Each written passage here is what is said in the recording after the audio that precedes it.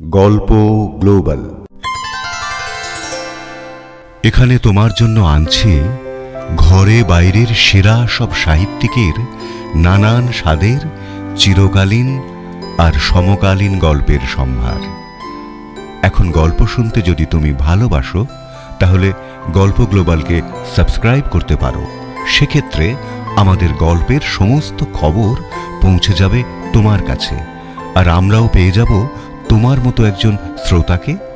Subscribe করে bell আইকনের ওপর তোমার আঙুলটা ছুঁয়ে দাও, তাহলেই তোমার পরশ আমার প্রাণে। তোমার জন্য আজকের নিবেদন।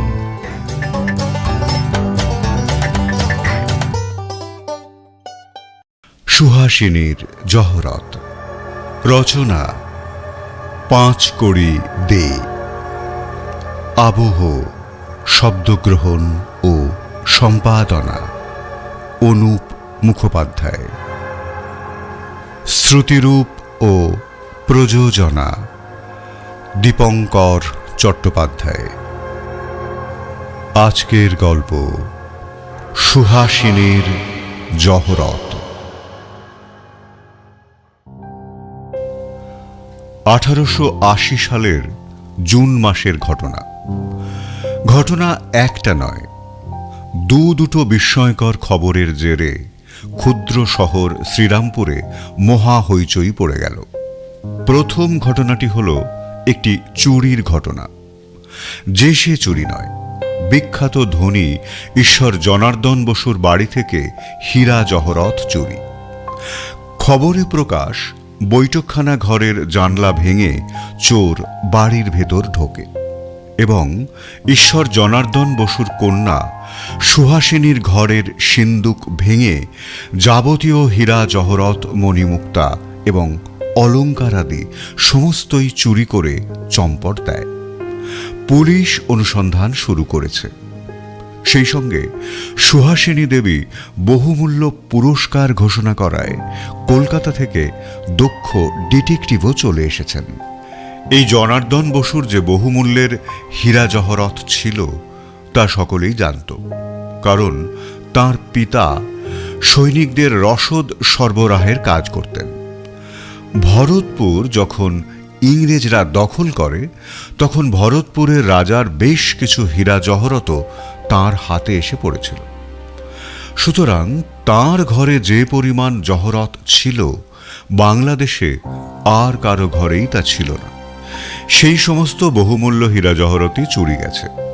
ফলে এই সংবাদে শ্রীরামপুর যে চঞ্চল হয়ে উঠবে, এতে আর আশ্চর্য কি। এই ঘটনার ঠিক পরে পরেই আর একটা ঘটনা ঘটে গেল। এ খবরও সংবাদপত্রে প্রচারিত হল। নরহরিবাবু শ্রীরামপুরের একজন সম্ভ্রান্ত মানুষ। তার কন্যা ইন্দুবালা বাড়ির ভৃত্য গোপালের সঙ্গে নিরুদ্দেশ হয়েছেন। এই সংবাদে সবাই একেবারে স্তম্ভিত হয়ে গেছেন। ক্রোধে উন্মত্ত প্রায় নরহরিবাবু বলেছেন, এই দুর্বৃত্ত ভৃত্যকে ধরে উপযুক্ত শাস্তি দিতে যত টাকা লাগে তিনি খরচ করতে রাজি আছেন। খবর পাওয়া গেছে এই কাজের জন্য তিনি একজন দক্ষ গোয়েন্দা নিযুক্ত করেছেন। জনার্দন বাবুর বাড়ি থেকে সুহাসিনীর জহরত চুরি এবং নরহরি বাবুর বাড়ি থেকে তার কন্যা ইন্দুবালার নিরুদ্দেশ হয়ে যাওয়া, এই দুটো ব্যাপার নিয়ে পথে ঘাটে মাঠে চর্চা চলতে লাগলো। কিন্তু কেউই কোনো মীমাংসায় আসতে পারল না এবং চুরি যাওয়া জহরত কিংবা ইন্দুবালা বা ভৃত্য গোপাল কারোরই কোনো সন্ধান পাওয়া গেল না। যার বাড়ি থেকে জহরত চুরি হয়েছে সেই জনার্দন বাবুর বিশাল 7 মহলা বাড়ি। এই বাড়িতে তার একমাত্র কন্যা সুহাসিনী বৃদ্ধা পিসির সঙ্গে বাস করছেন। সুহাসিনী বিধবা। 5 বছর হল তার স্বামী মারা গেছেন। তার একটি 7 বছরের পুত্র আছে। জনার্দন বাবুর মৃত্যুর পর বর্তমানে সুহাসিনী তার সমস্ত সম্পত্তির অধিকারিণী হয়েছেন। সুহাসিনীর বয়স এখন 27। তার মামা ডাক্তার বরেন্দ্রনাথ তার সম্পত্তির দেখাশোনা করেন। চুরির খবর পাওয়ার সঙ্গে সঙ্গেই পুলিশ ইন্সপেক্টর সদল বলে সুহাসিনীর বাড়িতে এসে উপস্থিত হলেন বটে, কিন্তু তাঁদের ভাবসাব দেখে সুহাসিনীর মামা ডাক্তার বরেন্দ্রনাথ খুব একটা ভরসা পেলেন না। পুলিশ চলে যাওয়ার পরেই তিনি তার বিশেষ বন্ধু ডিটেকটিভ মোহনলালকে কলকাতায় টেলিগ্রাম করে দিলেন। সেদিনই সন্ধেবেলায় বাড়ির উঠোনে একটা আম গাছের তলায় দাঁড়িয়ে বরেন্দ্রনাথ তার ভাগিনী সুহাসিনীর সাথে কথা বলছিলেন। সুহাসিনী বললেন, মামা, আপনার সেই ডিটেকটিভ তো এখনো এলেন না। বোধহয় সে এখন কলকাতায় নেই, হয়তো অন্য কোনো কাজে কলকাতার বাইরে কোথাও গেছে। না মানে মাঝে মাঝেই তো তাকে বাইরে যেতে হয়, তবে আমার টেলিগ্রাম পেলে নিশ্চয়ই আসবে। এলেই বাঁচি। তাহলে তো আমাকে এখনই হাজির হতে হয়। গলার আওয়াজটা এলো গাছের ওপরের দিক থেকে। দুজনেই চমকে সরে দাঁড়ালেন, আর ঠিক তখনই গাছের ডাল থেকে একজন মাটিতে লাফিয়ে পড়ল। ডাক্তার বরেন্দ্রনাথ ক্রুদ্ধ স্বরে বললেন, কে তুই? এখানে কি করছিস? আগে হুজুরের হুকুমেই অধীনের এখানে আগমন। সুহাসিনী ঘরে ঢুকে গেলেন। বরেন্দ্রনাথ যার পর নাই বিস্মিত হয়ে বললেন, আরে তুমি মোহনলাল? আরে বাপারে, এমন অদ্ভুত আবির্ভাব! কতক্ষণ গাছের ওপরে ছিলে? অনেকক্ষণ। চিনতে পেরেছো, এই যথেষ্ট। চেহারায় কি আর চিনেছি গলার স্বরে। চেহারাটা দরকার মতো বদলাতে হয় যে। কিন্তু এভাবে আসবার মানে? ক্রমশ প্রকাশ্য।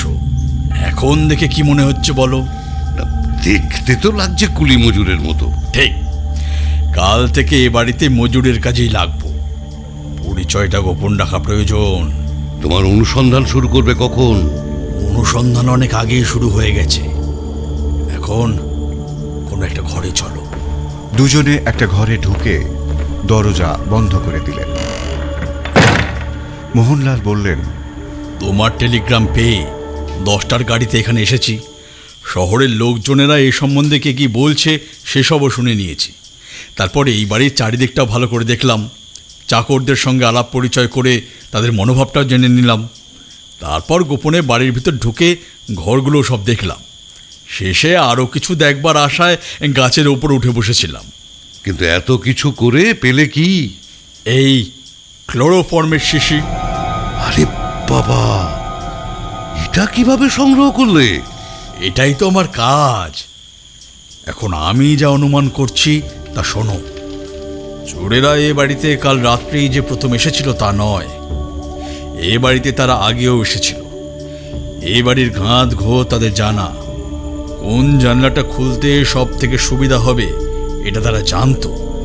সেই কারণেই ওই বৈঠকখানা ঘরের জানলা দিয়েই ঢুকেছে। তারা এটাও জানতো যে এই ঘরে রাতে কেউ থাকে না। বাড়ির বাইরেটা এবং ভেতরটা দুটোই তাদের ভালো রকম জানা ছিল। তারা এসেছিল খিড়কির বাগানের ভেতর দিয়ে। এ সবই তো তোমার অনুমান। আগে শুনে নাও। বৈঠকখানায় যে জিনিসপত্র তছনছ করেছে সে কেবল লোকের চোখে ধুলো দেওয়ার জন্য। তারা জানতো আসল জিনিস কোথায় আছে। এই ঘরের পাশেই সিঁড়ি। ওপরে উঠে গেলেই সুহাসিনী দেবীর ঘর। হয়তো ঘরের দরজা খোলা ছিল, অথবা দরজা খোলার যন্ত্র সঙ্গে এনেছিল। এরপর ঘরে ঢুকে ক্লোরোফর্ম দিয়ে তাকে অজ্ঞান করে বিনা বাধায় নিজেদের কাজ সেরে পালিয়েছে। এসেছিল নদীপথে, এবং তারা ছিল দুজন। একজন বেশ লম্বা। ডাক্তার বরেন্দ্র বড় বড় চোখ করে মোহনলালের দিকে তাকিয়ে রইলেন। মোহনলাল বললেন, গঙ্গার ধারে আঘাটায় কাল একটা নৌকোকেও টেনে উপরে তুলেছিল। পাছে কেউ সন্দেহ করে তাই সেখানে জঙ্গলের ভিতর ঢুকিয়ে রেখেছিল। টেনে তোলার দাগ থেকেই সন্দেহ হয়েছিল। না, দুজনেই এসেছিল কেমন করে বুঝছো? জানলার পাশে পায়ের দাগ দেখেছি। এক জোড়া ছাপ, বেশ লম্বা। লম্বা লোকের পা সাধারণত লম্বাই হয়ে থাকে। আপাতত এই পর্যন্ত। এখন চলো, আজ রাতটা তোমার বাড়িতেই থাকবো। দুজনে নিঃশব্দে বাড়ি থেকে বেরিয়ে পড়লেন। পথে এসে মোহনলাল বললেন, দুজনে একসঙ্গে যাওয়াটা ঠিক হবে না। তুমি আগে যাও, আমি পরে আসছি। গোপনে ঢুকবো। ও হ্যাঁ, তোমার বাড়িতে মোম আছে ডাক্তার? হ্যাঁ আছে, কেন? সামনে লোক আসছে, এখন এগো। বরেন্দ্রনাথ দ্রুত ঘরের দিকে হাঁটা লাগালেন। প্রায় 1 ঘন্টা হল বরেন্দ্রনাথ তার বাড়িতে ফিরে এসেছেন, কিন্তু মোহনলালের এখনো কোনো পাত্তা নেই। চিন্তিত মনে বাইরের দরজায় এসে দাঁড়ালেন। ঘাড় ঘুরিয়ে এদিক ওদিক তাকিয়ে যদ্দূর দেখা যায় দেখলেন, কিন্তু মোহনলালের টিকিও দেখতে পেলেন না। অগত্যা আবার ঘরের ভিতরের দিকে পা বাড়ালেন। ঠিক সেই সময় পিছন থেকে তার কাঁধে কার হাত পড়ল। বরেন্দ্রনাথ চমকে ফিরে তাকালেন, দেখলেন মোহনলাল। ঘরে কেউ নেই তো? না, এতক্ষণ ছিলে কোথায়? তোমার বাড়িতেই। তুমি কানা, তাই দেখতে পাওনি। তা ঠিক। এসো, সকাল থেকে তো পেটে কিছু পড়েনি। এই যেই তুমি মনে করিয়ে দিলে খিদেটা বেড়ে গেল। সত্যিই ভালো করে কিছু খাওয়া হয়নি। বসো বসো, এক্ষুনি ব্যবস্থা করছি। তাড়াহুড়ো নেই, তবে তোমার চাকর বাকরদের জন্য এ ঘরে ঢুকিও না। আমি পোশাক আশাকটা পাল্টে নিই। না, আমি নিজেই আনছি। খাওয়া দাওয়া শেষ করে একটা তৃপ্তির ঢেঁকুর তুলে মোহনলাল বললেন, এখন বেশ সুস্থ হলাম। ডাক্তার, এবার সেই মোম খানিকটা নিয়ে এসো। আচ্ছা, মোম নিয়ে কি করবে সেটা বললে না তো? আনোই না, দেখতেই তো পাবে। বরেন্দ্রনাথ খানিকটা মোম নিয়ে এসে বললেন, এই নাও তোমার মোম। আর কি লাগবে বলো? এটা গলাবার জন্য একটা বাটি লাগবে, এই আলোতেই গলিয়ে নেব। বরেন্দ্রনাথ একটা পিতলের বাটি আনলেন। মোহনলাল সেই বাটিতে মোম রেখে সেটা আলোর ওপর ধরে বললেন, একটা ছাঁচ নেব। তারপর পকেট থেকে ক্লোরোফর্মের শিশিটা বার করলেন। ডাক্তার, এই শিশিটা আসলে কিসের বলো দেখি? বরেন্দ্রনাথ শিশিটা হাতে নিয়ে ভালো করে দেখে বললেন, মনে হচ্ছে কোনো এসেন্সের শিশি। ঠিক কথা, বেশিরভাগ মহিলারাই এই এসেন্স ব্যবহার করে। হ্যাঁ, এরকম শিশি আমি আগেও দেখেছি। কিন্তু আমি ভাবছি চোরেরা এটা ফেলে গেল কেন? আমার ধারণা ওদের কাছে একটা চোরা লণ্ঠন ছিল। ক্লোরোফর্মের বন্দোবস্ত আগেই করে এনেছিল, কিন্তু ঘরে কোনো কাপড় না পেয়ে নিজের রুমালে ক্লোরোফর্ম মাখিয়ে সুহাসিনী দেবীর নাকে ধরেছিল। চোরের পকেটে রুমাল থাকে? ভদ্র চোর হলে থাকে বই কি। চোর মানেই ছোট লোক হতে হবে তার তো কোনো মানে নেই। ছোট লোক চোর ধরা বরং সহজ, ভদ্রলোক চোর ধরাই কঠিন। কারণ তারা লেখাপড়া জানে, বুদ্ধি আছে। তবুও বুদ্ধিমান লোকেরাও কিছু কিছু ভুল করেই ফেলে। এই যেমন রুমাল ফেলে যাওয়া। সম্ভবত শেষ মুহূর্তে তাড়াহুড়োতেই এগুলো ফেলে গিয়ে থাকবে। কিন্তু তাড়াহুড়ো করতে গেল কেন? আরও একটা ভাববার মতো জিনিস হচ্ছে ক্লোরোফর্মের ডোজ। ক্লোরোফর্ম এমন মাত্রায় ব্যবহার করেছিল তাতে সুহাসিনী ঘুমিয়ে পড়বে, কিন্তু তার কোনো শারীরিক ক্ষতি হবে না। বরেন্দ্রনাথ হাসতে হাসতে বললেন, ঠিকই বলেছ। মাত্রা বেশি হয়ে গেলে প্রাণহানির সম্ভাবনা উড়িয়ে দেওয়া যায় না। সাধারণ চোর হলে কি এত কিছু ভাবনা চিন্তা করবে? তাই হোক, ছাঁচটা তুলে নিয়ে এখন একটু বিশ্রাম করতে চাই। ঘুমটা খুব দরকার। তবে যে শুনেছি ডিটেকটিভদের আহার নিদ্রা নেই। ওসব কেবল গল্প উপন্যাসে। আমি এখন নাক ডাকিয়ে ঘুমাবো। এই বলে মোহনলাল চাদর মুড়ি দিয়ে লম্বা হয়ে শুয়ে পড়লেন। পরদিন সকালে আবার কুলি মজুরের বেশ ধরে মোহনলাল সুহাসিনীর বাড়ির দিকে রওনা দিলেন। বাড়ির কাছাকাছি এসে দেখলেন উল্টো দিক থেকে এক প্রৌঢ় ভদ্রলোক এই দিকেই এগিয়ে আসছেন। তাঁকে দেখেই মোহনলাল সুহাসিনীর বাড়িতে না ঢুকে বাড়ি ছাড়িয়ে আরও খানিকটা এগিয়ে গেলেন। ভদ্রলোক তার পাশ দিয়ে চলে গেলেন। মোহনলাল আর চোখে নজর রেখে আপন মনেই বিড়বিড় করে উঠলেন, তাহলে ইনিও মাঠে নেমে পড়েছেন। কিন্তু কে ডাকলো কে? যেই ডাকুক, খেলাটা এবার জমে যাবে। মোহনলাল খানিকটা এগিয়ে গিয়ে ফিরে তাকালেন। লোকটি তখন সুহাসিনীর বাড়ির ভেতর ঢুকছে। মোহনলাল আর তাকে দেখতে পেলেন না। এদিকে সেই লোকটি বাড়ির ভেতর ঢুকে একজন দাসীর হাত দিয়ে সুহাসিনীর কাছে একটা চিঠি পাঠালেন। চিঠি খুলে সুহাসিনী দেখলেন তার বাবার বন্ধু নীলরতন বাবুর চিঠি। চুরির খবর পেয়েই ইনি সুহাসিনীর বাড়িতে এসেছিলেন এবং যাওয়ার সময় বলে গিয়েছিলেন চোর যাতে ধরা পড়ে তার জন্য কিছু একটা ব্যবস্থা তিনি করবেন। সুহাসিনী নীলরতন বাবুর চিঠিখানা পড়ল। একজন সুদক্ষ গোয়েন্দা পাঠাইলাম, ইনি খুবই বিচক্ষণ লোক। ইহাকে চুরির অনুসন্ধানে নিযুক্ত করিও। ইনি নিশ্চয় চোর ধরিয়া দিতে পারিবেন। ইহার নাম অবনীকান্ত দত্ত। সুহাসিনী দাসীকে ডেকে বললেন, বলে দে, হ্যাঁ আপনি তদন্ত করুন। অবনীকান্ত বাইরের ঘরে ছিলেন। ভিতরের দিকের দরজার কাছে দাসী, তার পিছনে সুহাসিনী। অবনীকান্ত গলা তুলে বললেন, আমি নীলরতন বাবুর কাছ থেকে সবই শুনেছি, এখন একটু অকুস্থলটি দেখতে চাই। বেশ তো, দেখুন। দাসী আপনাকে সঙ্গে নিয়ে যাচ্ছে। দাসী অবনীকান্তকে নিয়ে গেল। আর তখনই একজন মালি এসে বলল, মা ঠাউরন, আমি এসেছি। সুহাসিনী শশব্যস্ত হয়ে সরে দাঁড়ালেন। মালি বলল, অমন করলে ধরা পড়ে যাব। মনে রাখবেন, আমি মালি, আপনি মালকিন। চাকরের সাথে যেমন ব্যবহার করে আমার সঙ্গেও ঠিক তেমনই করবেন। এখন আরও সাবধান হতে হবে, কারণ অবনীকান্ত এসে পড়েছে। কি আশ্চর্য, আপনি ওকে চেনেন? খুব ভালো করে চিনি। কেমন লোক? বেশ হুঁশিয়ার। তাহলে তো উনি আপনাকেও চিনতে পেরেছেন। না, সেটা একটু শক্ত। তাহলে ইনিও কি অনুসন্ধান করবেন? এনাকে কে পাঠিয়েছেন? আমার বাবার বিশেষ বন্ধু। ভয় নেই, অনুসন্ধান করুক। এখন আপনাকে একটা কথা জিজ্ঞেস করতে চাই। এই চুরির ব্যাপারে আপনি কি কাউকে সন্দেহ করেন?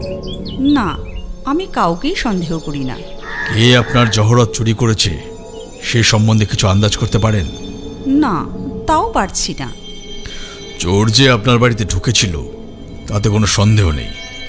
এই চোরেরাই যে আপনার জহরত চুরি করেছে তাতেও আমার কোনো সন্দেহ নেই। এবং তারা যে কে তা আপনি অনুমান করতে পারছেন না, এ ব্যাপারেও আমি নিশ্চিন্ত হলাম। কিন্তু একটা বিষয় আমি কিছুতেই নিশ্চিন্ত হতে পারছি না। কোন বিষয়ে?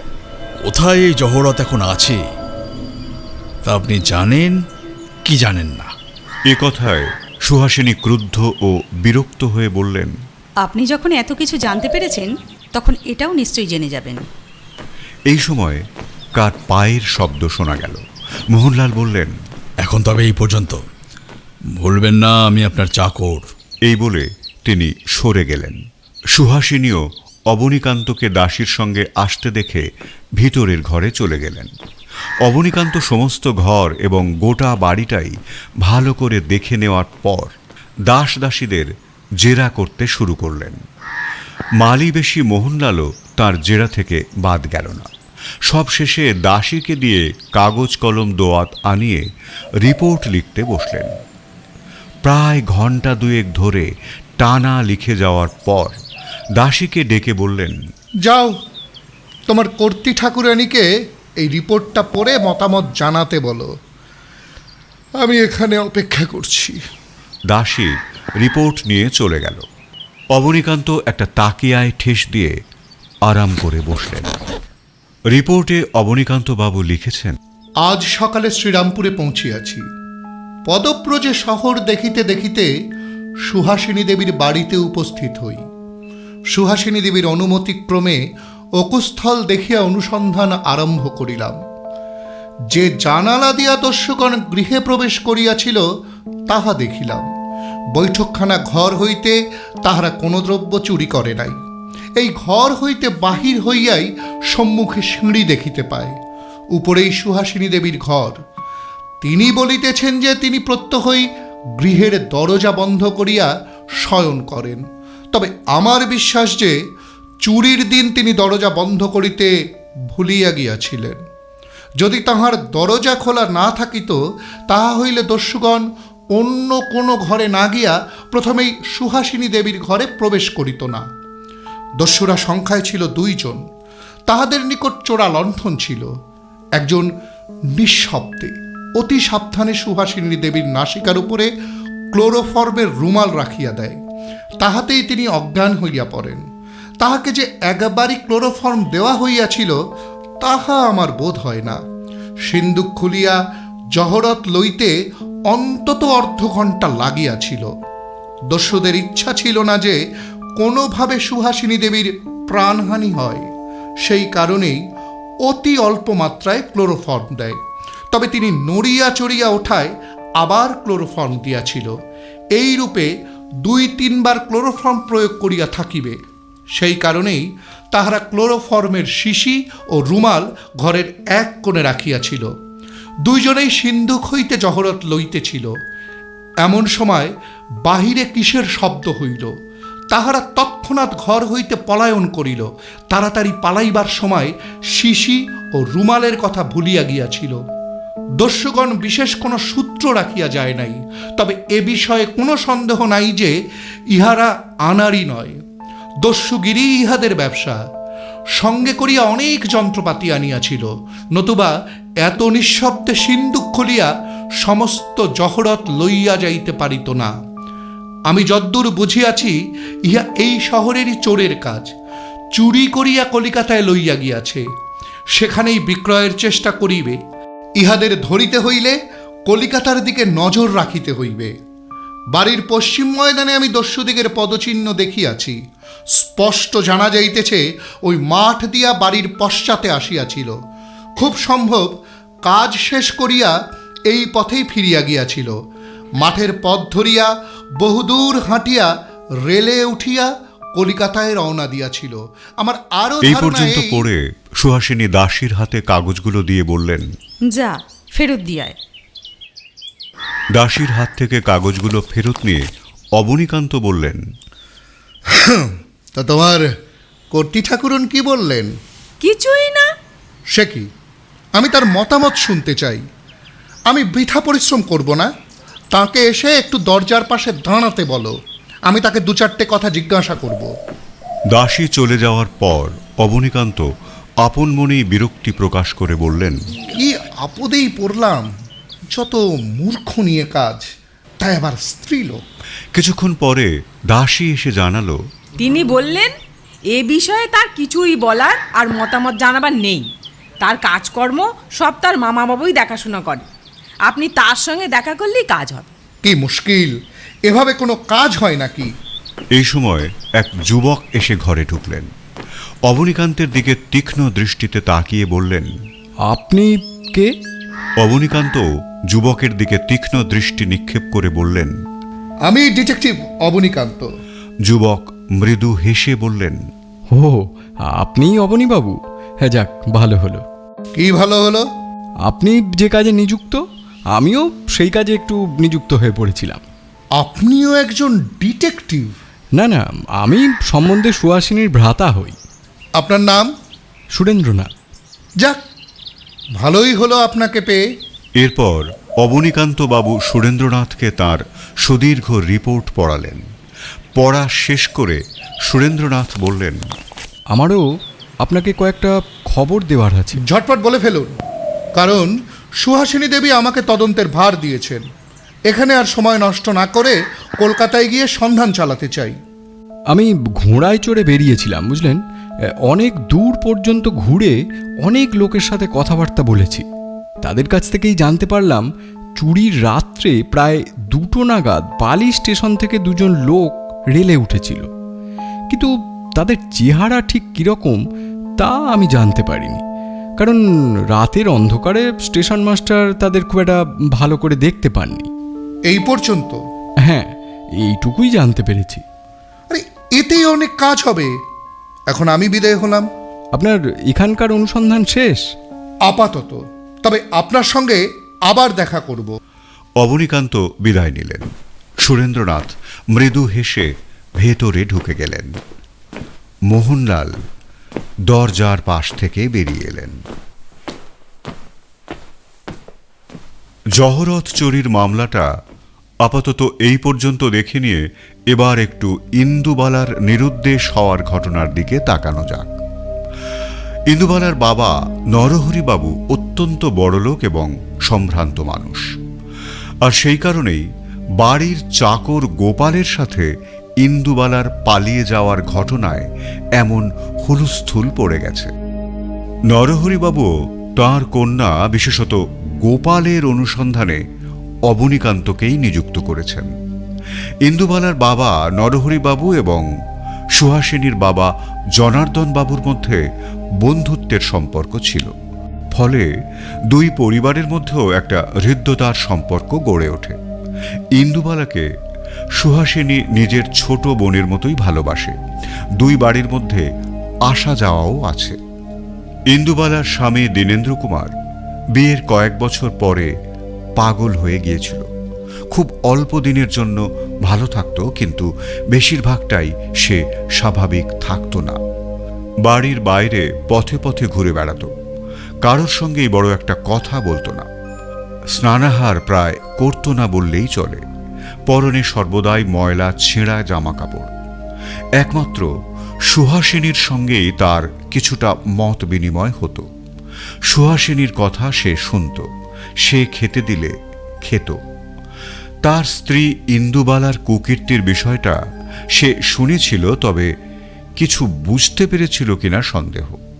কিন্তু একমাত্র সুহাসিনী জানত যে অপ্রকৃতিস্থ দীনেন্দ্র শুধু যে বুঝতে পেরেছিল তাই নয়, মারাত্মক আঘাতও পেয়েছিল। ইন্দুকে উদ্ধার করে গোপালকে কঠোর শাস্তি দেবে বলে মনে মনে সে স্থির করে রেখেছিল। একদিন দুপুরে দীনেন্দ্র অত্যন্ত ব্যস্ত হয়ে সুহাসিনীর বাড়িতে এসে হাজির হল। তার চোখ দুটো সর্বদাই লাল থাকে, কিন্তু এখন যেন টকটকে লাল। মুখটাও থমথম করছে। সুহাসিনী সভয়ে জিজ্ঞাসা করল, কি হয়েছে? এসেছে, এসেছে? কে এসেছে? তার খবর। কার? ইন্দুর? কে খবর আনলো? চিঠি লিখেছে, বাড়িতে আসতে চায়। তোমার শ্বশুর কি বলছেন? আনতে চান না। তোমার কি ইচ্ছা? আসে আসুক। আচ্ছা, তিনি যদি তাকে বাড়িতে না তুলতে চান, তবে আমি তাকে এখানে এনে রাখবো। দীনেন্দ্রর ভাব দেখে মনে হলো এই কথায় সে খুশি হয়েছে। আর দাঁড়ালো না, চলে গেল। এরপর সুহাসিনী নিজে গিয়ে নরহরিবাবুকে অনেক বোঝাবার চেষ্টা করলেন, কিন্তু লোকলজ্জার ভয়ে নরহরিবাবু মেয়েকে আর ঘরে তুলতে রাজি হলেন না। সুহাসিনীর মনে হলো ইন্দু যদি একটা ভুল করেও থাকে, তার জন্য তাকে একেবারে ত্যাগ করাটা কোনোভাবেই সমর্থন করা যায় না। সে গোপনে ইন্দুবালাকে নিজের বাড়িতেই এনে রাখল। ইন্দুবালা বাড়ি থেকে বেরিয়েই গোপালের চরিত্র বুঝতে পেরে গিয়েছিল। কলকাতায় পৌঁছেই গোপালকে বিদায় করে সে তার এক আত্মীয়ার বাড়িতে গিয়ে ওঠে। সেখান থেকেই বাড়িতে চিঠি লেখে। এদিকে গোপালও খুঁজে বেড়াতে লাগল।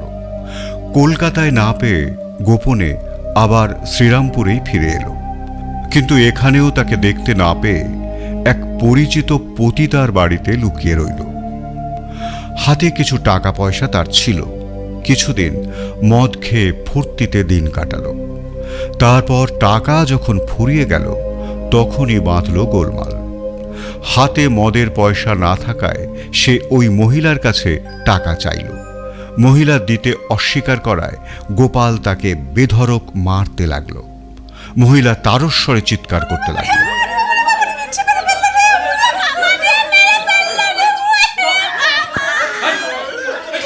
ঠিক সেই সময় ডাক্তার বরেন্দ্রনাথ ওই পথ দিয়ে যাচ্ছিলেন। হঠাৎ মহিলা কণ্ঠে আর্তচিৎকার শুনে সোজা ঘরের ভেতর ঢুকে গেলেন। দেখলেন একটি মহিলাকে একজন মদ্য লোক বেদম প্রহার করছে।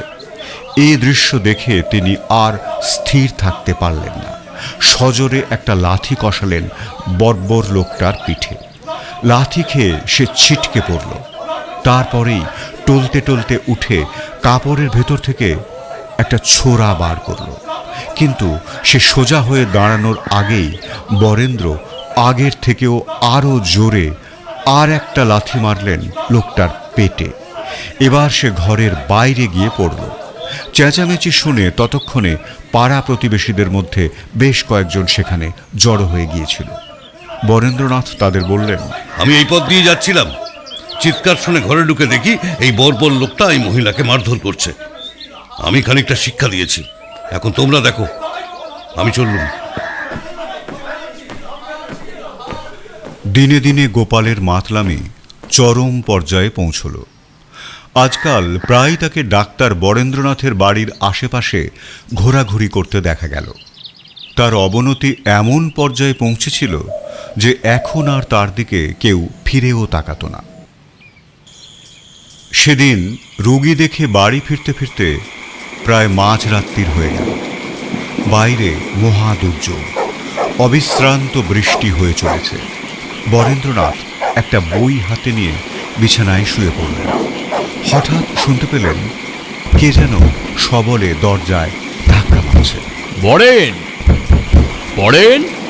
গলা শুনে বুঝতে পারলেন তার প্রতিবেশী উকিল মাধবলাল। মাধবলাল বাবুর বাড়ি ডাক্তারের বাড়ির ঠিক সামনে, রাস্তার ওপারে। এত রাতে তার আবার কি হলো? তাড়াতাড়ি উঠে দরজা খুলে দিলেন। মাধবলাল বললেন, বরেন, তুমি কি বাপু একদম কালা হয়ে গেলে? তোমার কুকুরটা ডেকে ডেকে মরলো, শুনতে পাচ্ছ না? দেখো তার কি হয়েছে। কেন, কি হয়েছে? কি দেখবে এসো, সে কি একটা টেনে বার করেছে। বরেন্দ্রনাথের বাড়ির সামনে একটা ছোট বাগান ছিল। তারই এক কোণে কুকুরটা ভয়ানক চিৎকার করছে আর পা দিয়ে মাটি সরাচ্ছে। উকিল মাধবলালের সঙ্গে বরেন্দ্রনাথ তাড়াতাড়ি সেখানে ছুটে গেলেন। দেখলেন তার কুকুর মাটি আর পাতার স্তূপের ভেতর থেকে একটা মানুষের পা টেনে বার করছে। বরেন্দ্রনাথ লাফিয়ে কুকুরটার কাছে গিয়ে তার গলা ধরে তাকে সরিয়ে আনলেন। দাঁড়াও, এটাকে আগে বাঁধো। বরেন্দ্রনাথ কুকুরটাকে দূরে বেঁধে রেখে এলেন। মাধবলাল বললেন, কি ব্যাপার বলো দেখি, এ কার পা? আরে যারই হোক, দেখতে হবে। দাঁড়াও, একটা কোদাল নিয়ে আসি। শোনো শোনো শোনো, দু একজন লোক ডেকে নিই বরং। না না, এখন গোলমাল করে কোনো লাভ নেই। এরপর দুটো কোদাল এনে দুজনে মিলে মাটি সরাতে লাগলেন। খানিকক্ষণের মধ্যেই একটা গোটা মৃতদেহ মাটির তলা থেকে বেরিয়ে এলো। মুখটা ভালো করে দেখা যাচ্ছে না, মাটিতে খানিকটা ঢাকা পড়ে আছে। মাধবলাল সভয়ে পিছিয়ে গিয়ে কোদাল ফেলে দিলেন। বরেন্দ্রনাথ ডাক্তার মানুষ, মৃতদেহ দেখে ততটা ভীত হননি।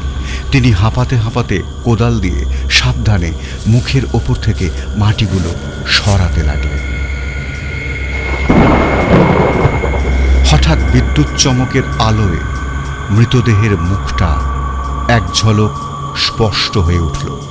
মাধবলাল চমকে উঠে বললেন, কি সর্বনাশ! এই যে সেই লোকটা। কে?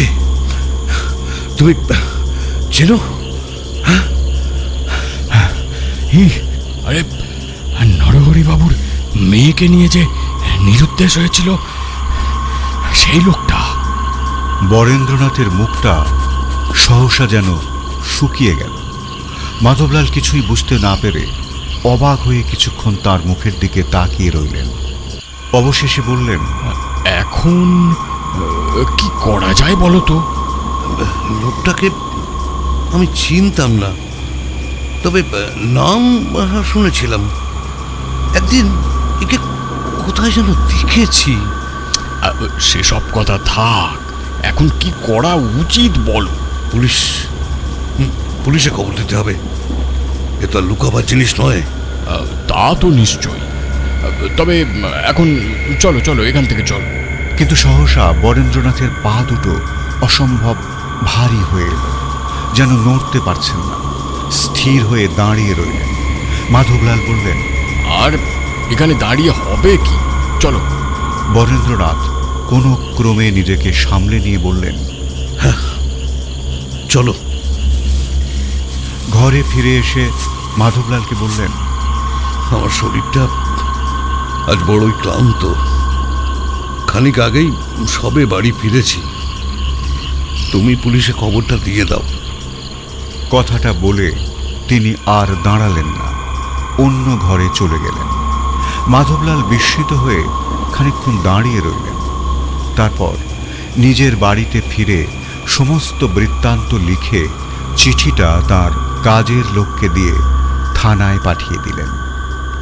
পরদিন সকালে পুলিশ এলো। লাশ চালান দিয়ে তারা তদন্ত শুরু করল। সন্ধ্যাবেলা মাধবলাল বরেন্দ্রনাথের বাড়ি এলেন। বরেন্দ্রনাথ বললেন, হ্যাঁ, এসো এসো, বসো। মাধবলাল বসে বললেন, এখন প্রতিবেশী বন্ধু হিসেবে এলাম, কিন্তু পরে হয়তো উকিল হিসেবেই আসতে হবে মনে হচ্ছে। বরেন্দ্রনাথ বিষণ্ণ হেসে বললেন, আমার উকিলের দরকার হবে না। এখন আমার ডাক্তারের দরকার নেই, তাই বলে কি কাল আমার ডাক্তারের দরকার হতে পারে না? তুমি বলতে চাইছো যে কাল আমার উকিলের দরকার হবে?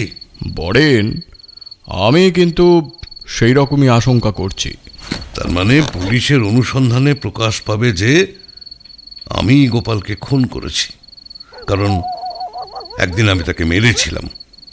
আমার সঙ্গে তার ঝগড়া ছিল, আর তাছাড়া আমারই বাগানে তার মৃতদেহ পাওয়া গেছে, এবং শুধু তাই নয়, মৃতদেহের হাতে আমারই নাম লেখা রুমালও পাওয়া গেছে। এই তো। বরেন্দ্রনাথের অবিচলিত ভাব দেখে মাধবলাল খুশি হয়ে বললেন, সত্যি তোমার মনের জোরের প্রশংসা করতে হয় বরেন। শোনো মাধব, তুমি বলবে আমার বিরুদ্ধে গুরুতর প্রমাণ পাওয়া গেছে। না, আমি তা বলবো না। আমি তেমন কিছু বিশেষ প্রমাণ তো দেখছি না। পুলিশ যা ভাবছে আমি সেটাই বললাম। দেখা যাক কত দূর গিয়ে দাঁড়ায়। তারপর আমার কাছে এসো, বন্ধু হয়ে এসো, উকিল হয়ে নয়। তখন সব বলবো। মাধবলাল চলে গেলেন। বরেন্দ্রনাথও পোশাক আশাক পাল্টে বেরিয়ে পড়লেন। পুলিশ গোপালের মৃত্যুর অনুসন্ধান শুরু করেছে। ইন্সপেক্টর প্রথমেই মাধবলালের এজাহার নিলেন। মাধবলাল কুকুরের ডাক শুনে বরেন্দ্রনাথকে ডেকে তোলা থেকে শুরু করে সমস্তই একে একে খুলে বললেন। ইন্সপেক্টর সব লিখে নিয়ে বরেন্দ্রনাথকে ডাকলেন। বরেন্দ্রনাথ বললেন, মাধববাবু যা বললেন তার বেশি আমার আর কিছু বলার নেই। ইন্সপেক্টর জিজ্ঞাসা করলেন, আপনি কি গোপালকে চিনতেন? হ্যাঁ, একদিন লোকটা একটি মহিলাকে মারছিল বলে আমি তাকে দুঘা লাথি মেরেছিলাম। আর একদিন লোকটা আমার পিছন পিছন আসছিল দেখে আমি তাড়িয়ে দিয়েছিলাম। আপনি কি কখনো তাকে শাসিয়েছিলেন? না, আমার ঠিক মনে নেই। বোধহয় শেষবার তাকে শাসিয়ে থাকবো। এই রুমালটা কি আপনার? হ্যাঁ, এতে আমার নামও লেখা আছে। আপনি কি সম্প্রতি রুমালটা হারিয়ে ফেলেছিলেন? না, তা বলতে পারি না। কেউ কি এখানে চুরি করেছে বলে মনে হয়? জানি না। মৃতদেহের কাছে এই রুমাল কিভাবে এলো এ বিষয়ে আপনার কি কিছু ধারণা আছে? না, বুঝতে পারছি না। ইন্সপেক্টর এবার পকেট থেকে একখানা ছোরা বার করে বললেন, এই ছোরা কি আপনি কখনো আগে দেখেছেন? দেখেছি। এরকম ছোরা কি আপনারও আছে? হ্যাঁ, আছে। এমন ছোরা কি অনেকেই ব্যবহার করে? না, সাধারণত ডাক্তাররাই এমন ধরনের ছোরা ব্যবহার করে থাকেন। এই রকম ছোরা আপনার কাছে কটা আছে? একটাই। সেখানে কি হারিয়েছে? না, হারায়নি তো। বেশ, আপাতত এই পর্যন্ত। পরদিন গোপালকে হত্যা করার অপরাধে ইন্সপেক্টর ডাক্তার বরেন্দ্রনাথকে গ্রেপ্তার করলেন। বলা বাহুল্য, এই খবরে চারিদিকে হুলস্থুল পড়ে গেল। ডাক্তার বরেন্দ্রনাথকে সকলেই চিনত। শ্রীরামপুরের একজন সম্ভ্রান্ত লোক। তিনি খুন করেছেন এ কথা সহজে কেউ বিশ্বাস করতে চাইল না। এদিকে দুঃসংবাদ পেয়ে সুহাসিনীর সম্পর্কে ভাই সুরেন্দ্রনাথ ছুটে এলেন মাধবলালের বাড়ি। আরে এ কি কাণ্ড, হ্যাঁ, এ কি কাণ্ড! ডাক্তারবাবুকে খুনের দায়ে ধরেছে। কি বজ্জাতি বলুন তো, হ্যাঁ? সবই টাকা খাওয়ার মতলব, বুঝলেন? মাধবলাল বললেন, শান্ত হও, শান্ত হও। উত্তেজিত হলে বরেন্দ্রর ক্ষতি বই, উপকার হবে না। চুপ করে বসে থাকতে তো পারছি না, আর চুপ করে বসে থাকলে হবেও না। তাকে ছাড়িয়ে আনার জন্য বিশেষ চেষ্টা করতে হবে এবং সকলকেই সাবধানে কাজ করতে হবে। ঠিক, কিন্তু ডাক্তারবাবুর উপর যারা এমন দোষ চাপায় তাদের কি বলতে ইচ্ছে করে বলুন তো, হ্যাঁ? যাকে আচ্ছা, আপনাকে বরেন্দ্রবাবুর পক্ষে দাঁড়াতে হবে কিন্তু। তা তো দাঁড়াবই, তোমার সঙ্গেও এ বিষয়ে পরামর্শ করতে চাই, কিন্তু আগে আমি বরেন্দ্রর সাথে দেখা করব। জামিন দিয়ে বাইরে আনতে পারবেন? খুনের মকদ্দমায় জামিন হয় না। আচ্ছা, এ বিষয়ে পরে কথা বলবো। সুরেন্দ্রনাথকে বিদায় দিয়ে তিনি ভিতরের ঘরে যাবেন বলে পা বাড়িয়েছেন, ঠিক সেই সময় পিছন থেকে ডাক শুনতে পেলেন। মাধবলাল বাবু। মাধবলাল ঘুরে দেখলেন এক প্রৌঢ় ভদ্রলোক। মাধবলাল বললেন, কিছু বলছেন? মানে আপনি কি আমায় ডাকলেন? আগে হ্যাঁ, আমার নাম বিপিন কৃষ্ণ, আমিও ওকালতি করি। আপনার সঙ্গে বিশেষ কথা আছে। অন্য সময় এলে ভালো হয়, একটু ব্যস্ত আছি। আমি ডাক্তার বরেন্দ্রবাবুর বিষয়ে কথা বলতে চাই। ও, তবে আসুন। মাধবলাল তাকে ভিতরের ঘরে নিয়ে গিয়ে বসালেন। এরপর প্রায় ঘণ্টাখানেক ধরে দুজনের মধ্যে নিচু গলায় আলোচনা চলল। অবশেষে বিপিন কৃষ্ণ বললেন, তাহলে সব বুঝলেন তো? হ্যাঁ, বরেন্দ্রবাবুর সাথে দেখা করে এসে কি হয় না হয় আপনাকে জানাবো। বিপিন কৃষ্ণ বেরিয়ে গেলেন। মাধবলাল হাকিমের অনুমতি পেয়ে সুরেন্দ্রনাথকে সঙ্গে নিয়ে জেলের ভেতর ডাক্তার বরেন্দ্রর সঙ্গে দেখা করতে গেলেন।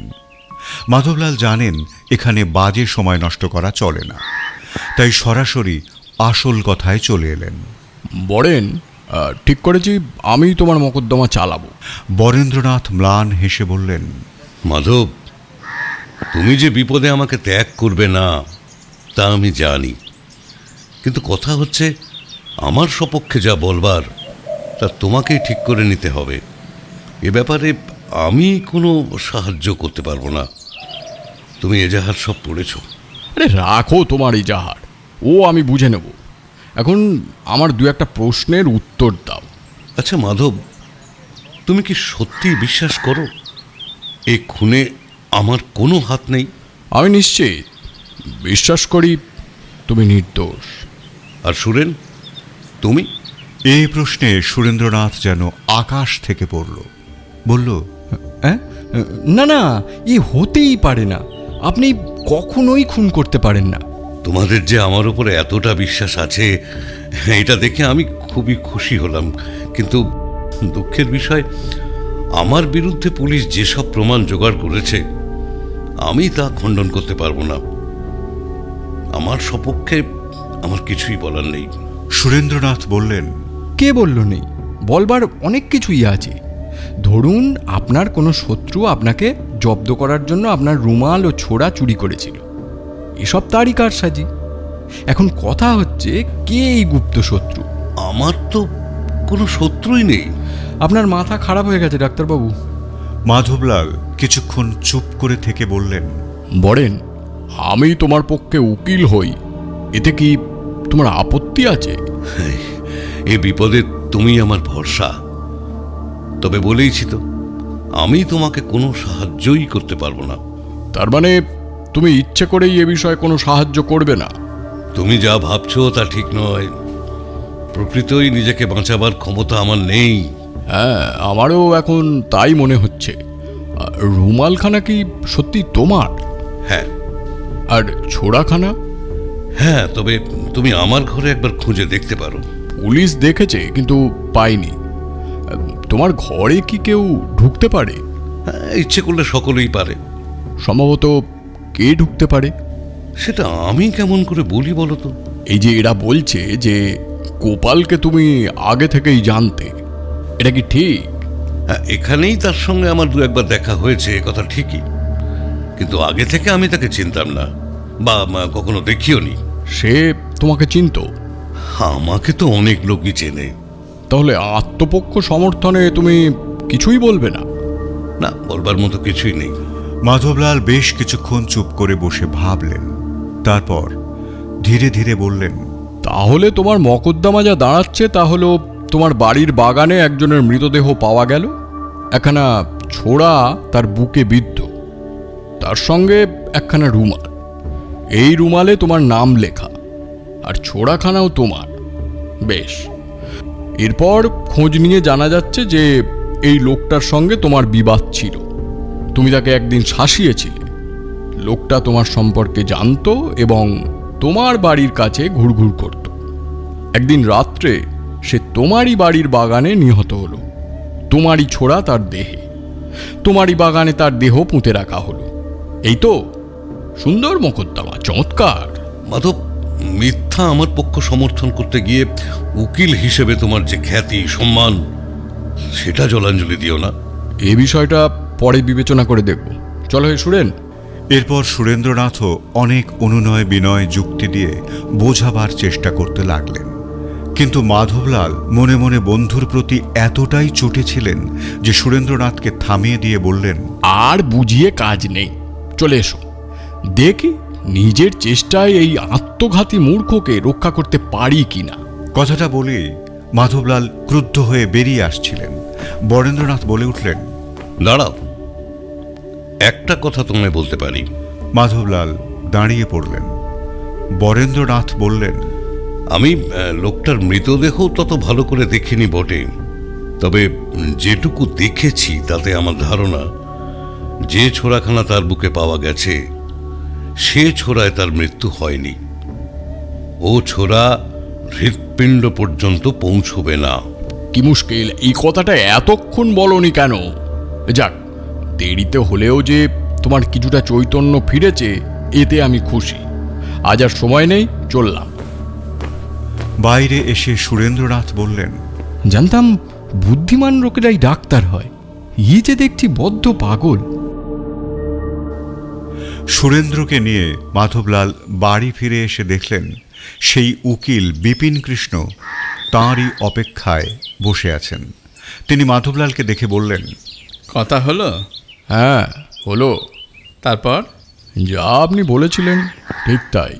আত্মরক্ষা করতে চান না? না। বিপিন কৃষ্ণ ও সুরেন্দ্রনাথের দিকে তাকিয়ে বললেন, সুরেন্দ্রবাবু, আমি ডাক্তার বরেন্দ্রবাবুকে সাহায্য করতে এসেছি। এ বিষয়ে আমার বিশেষ পারদর্শিতা আছে। আপনি আগে এখানে বসুন। ভালো করে না দেখলে কথা চালাচালিটা ঠিক হয় না। সুরেন্দ্রনাথ একটা চেয়ার টেনে নিয়ে বসলেন। বিপিন কৃষ্ণ বললেন, মাধববাবু, আমার কথাগুলো মন দিয়ে শুনুন, প্রয়োজনে লিখেও নিতে পারেন। বেশ, আপনি বলুন। প্রথমত, বরেন্দ্রবাবু জানেন কে তার রুমাল এবং ছোড়া চুরি করেছিল? সুরেন্দ্রনাথ অবাক হয়ে দুজনের মুখের দিকে তাকাতে লাগলেন। বিপিন কৃষ্ণ বলতে লাগলেন, কোনো কারণে তিনি এই চোরকে আড়াল করতে চান, কোনো মতেই নাম প্রকাশে ইচ্ছুক নন। এবং আর একটা বিষয় হলো, যে ব্যক্তি ছোড়াচুরি করেছিল সে নিজেই গোপালের বুকে ছোড়া মেরেছিল কিনা এই বিষয়ে তার সন্দেহ আছে। কথা শুনে সুরেন্দ্রনাথ আরও বিস্মিত হয়ে পড়লেন। বিপিন কৃষ্ণ তাঁর মুখের দিকে তাকিয়ে বললেন, বরেন্দ্রবাবুর বিরুদ্ধে একটা ষড়যন্ত্র চলছিল, আর আমার বিশ্বাস তিনি এটা জানতেন। বিপিন কৃষ্ণ সুরেন্দ্রনাথের মুখের দিকে এমনভাবে তাকিয়ে রইলেন যে সুরেন্দ্রনাথ অস্বস্তি অনুভব করতে লাগলেন। আমাদের প্রথমেই জানবার চেষ্টা করতে হবে বরেন্দ্রবাবু কাকে সন্দেহ করছেন এবং কেনই বা তিনি তার নাম বলছেন না। মাধবলাল বললেন, কাজটা সহজ নয়। খুব কঠিনও নয়। আমার বিশ্বাস সুরেন্দ্রবাবু এ বিষয়ে আমাদের সাহায্য করতে পারেন। আমি কি করতে পারি? আপনি ভুল করছেন, আমি এ ব্যাপারে কিছুই জানি না। আহা, অধীর হবেন না সুরেন্দ্রবাবু, এখন অধীর হবার সময় নয়। আমরা তিনজন বরেন্দ্রবাবুকে রক্ষা করবার জন্য এখানে সমবেত হয়েছি।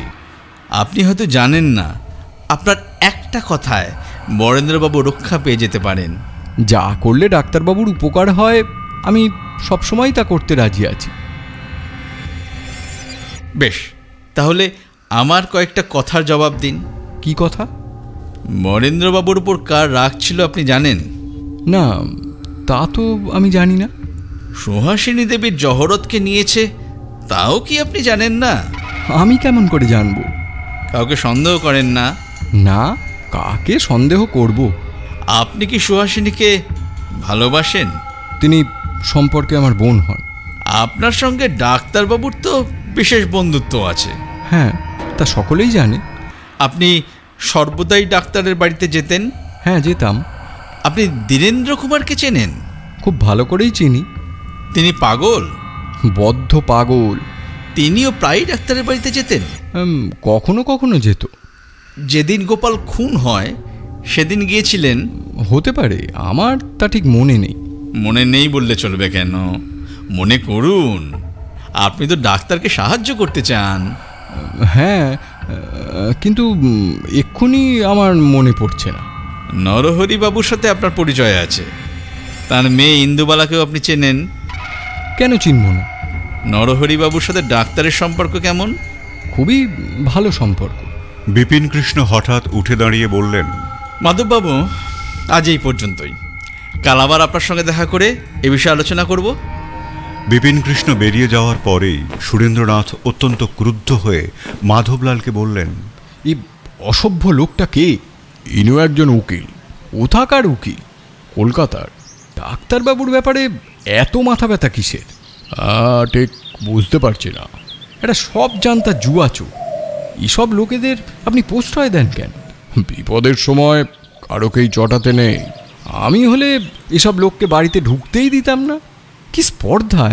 হ্যাঁ, এমনভাবে প্রশ্ন করছে যেন আমিই খুন করেছি।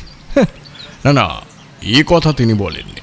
সরাসরি বলেননি, কিন্তু ভাবে ভাবে তো। যাকে বাইরের লোককে নিয়ে আলোচনায় সময় নষ্ট করে লাভ নেই। এখন বাড়ি যাও, সময় মতো দেখা করো। আমি একটু ক্লান্ত হয়ে পড়েছি। অগত্যা সুরেন্দ্রনাথ বিদায় নিলেন। মাধবলাল উঠে বাড়ির ভিতরের ঘরে ঢুকে গেলেন। ডাক্তার খুনের দায়ে গ্রেপ্তার হওয়ায় জহরতের কথা লোকে প্রায় ভুলেই গিয়েছিল। এমনকি সুহাসিনীও তার মামার বিপদে আকুল হয়ে বহুমূল্য জহরতের কথা ভুলে গিয়েছিলেন। কিন্তু সবাই ভুললেও ভোলেনি কেবল দুজন, একজন মোহনলাল, অন্যজন অবনীকান্ত। মোহনলাল সুহাসিনীর বাড়িতে মালির কাজ করছিলেন, কিন্তু বর্তমানে তিনি নিরুদ্দেশ হয়েছেন। যদিও সুহাসিনীর কাছে তার বর্তমান ঠিকানাটা রেখে গেছেন। দীর্ঘদিন হয়ে গেল তার কোনো পাত্তা নেই। এদিকে অবনীকান্ত কলকাতা থেকে একটা রিপোর্ট পাঠিয়েছেন। তাতে লিখেছেন, আপনার জহরত চুরির অনুসন্ধান প্রায় শেষ করিয়া আনিয়াছি। অনেক নতুন প্রমাণ হস্তগত হওয়ায় পূর্বের সিদ্ধান্ত অনেকটাই বদলাইতে হইয়াছে। সত্যের অনুরোধে একথা প্রকাশ করিতেই হইতেছে যে চুরি বাহিরের কেহ করে নাই, করিয়াছে আপনার ঘরের লোক। অনুসন্ধানে সত্য প্রকাশ করাই আমাদের কর্তব্য। দুইটি উল্লেখযোগ্য প্রমাণ সংগৃহীত হইয়াছে, একটি রুমাল ও দ্বিতীয়টি ক্লোরোফর্মের শিশি, এবং দুইটি জিনিসই ডাক্তার বরেন্দ্রবাবুর। ক্লোরোফর্মের প্রয়োগ যেভাবে করা হইয়াছে তাহাও কেবলমাত্র একজন ডাক্তারের পক্ষেই সম্ভব। তিনি জানিতেন কয় ফোঁটা ক্লোরোফর্ম প্রয়োগ করিলে আপনি ঘুমাইয়া পড়িবেন মাত্র, অন্য কোনো অনিষ্ট হইবে না। ইহা ছাড়া চোর যে জানালা দিয়া ঘরে প্রবেশ করিয়াছিল সেখানেও তাহার পায়ের ছাপও ছিল। সে ছাপ যে ডাক্তার বরেন্দ্রবাবুর সে বিষয়ে আমি নিঃসন্দেহ। সুতরাং এ অবস্থায় আপনার জহরত কে চুরি করিয়াছে তাহা বোধ করিয়ার বিশেষ খুলিয়া বলিতে হইবে না। আপনার মতামত কি জানিবার জন্য বৈকালে আপনার বাড়িতে উপস্থিত হইব। রিপোর্ট পড়ে সুহাসিনী প্রচণ্ড রেগে গেলেন। অত্যন্ত রুষ্ট চিত্তে অবনীকান্তের আসার অপেক্ষায় রইলেন। বিকেলে যথাসময়ে অবনীকান্ত এলেন সুহাসিনীর বাড়িতে। সুহাসিনী একজন দাসীকে সামনে রেখে বললেন, আপনি অবান্তর কথা বলছেন। আপনাকে আর আমার জহরত অনুসন্ধান করতে হবে না। অবনীকান্ত অবাক হয়ে বললেন, আশ্চর্য কথা! অনুসন্ধানের আর বাকি কি আছে? আপনার পারিশ্রমিক যা হয়েছে আমার ম্যানেজারকে বলে দিচ্ছি, সে দিয়ে দেবে। আপনি এখন আসুন। হ্যাঁ, এ কথার উপরে আর কোনো কথা নেই। তবে কি জানেন তো, আমরা পরের জন্যই পরিশ্রম করি বটে, কিন্তু সত্য উদ্ঘাটন করে অপরাধীর শাস্তির ব্যবস্থা করাই আমাদের মূল উদ্দেশ্য। আমি যেসব প্রমাণ পেয়েছি তা যদি পুলিশের কাছে প্রকাশ না করি তো সেটা হবে অন্যায়। অপরাধীকে প্রশ্রয় দেওয়া আইনত অপরাধ। সুহাসিনী বুঝলেন এই লোককে নিযুক্ত করে তিনি ভালো কাজ করেননি। এই ইচ্ছা করেই তার মামার অনিষ্ট করতে চাইছে। তিনি বললেন, দেখুন, এটা একটা গুরুতর বিষয়। আমি এক্ষুনি কোনো সিদ্ধান্ত নিতে পারছি না। আপনি আমাকে 3টে দিন সময় দিন। এই 3 দিনের মধ্যে দয়া করে কারোকে কিছু জানাবেন না। বেশ, আমি খুশি হলাম। 3 দিন পরেই দেখা করব। অবনীকান্ত বিদায় নিলেন। সুহাসিনী খুব দ্রুত ভাবতে লাগলেন এখন তার কি করা উচিত। তার মনে হলো মোহনলাল লোকটা ঠিক এরকম নয়। তিনি মামার বন্ধুও বটে, তার উপরে হয়তো ভরসা করা যায়। কাল বিলম্ব না করে মোহনলালের উদ্দেশ্যে একটা চিঠি লিখলেন। মহাশয়, 2 দিনের মধ্যে আমার সঙ্গে দেখা করবেন। মামার বিপদ আরও বেড়েছে। অবনীকান্ত মামার সর্বনাশের চেষ্টা করছে। আমি তার কাছে 3 দিন সময় চেয়েছি। আপনার পরামর্শ ছাড়া কিচ্ছু করতে পারছি না। চিঠিখানা যথা ঠিকানায় পাঠিয়ে দিয়ে সুহাসিনী অত্যন্ত উদ্বিগ্ন হয়ে 2 দিন কাটিয়ে দিলেন। দ্বিতীয় দিন সন্ধ্যার সময় একটি অল্প বয়সী ছেলে সুহাসিনীর বাড়িতে ভিক্ষা করতে এলো। কাজের লোকেরা তাকে তাড়িয়ে দিতেই সে কান্নাকাটি জুড়ে দিল। গোলমাল শুনে সুহাসিনী ঘর থেকে বেরিয়ে আসতেই সে সোজা বারান্দায় উঠে পড়ে সুহাসিনীর কাছে চলে গিয়ে বলল, মা ঠাকুরন, এরা আমাকে মারছে। বলতে বলতে সুহাসিনীর হাতে একটা কাগজ গুঁজে দিয়ে চাপা গলায় বলল, মোহনলাল। সুহাসিনী মুহূর্তের মধ্যে ব্যাপারটা বুঝে গেলেন।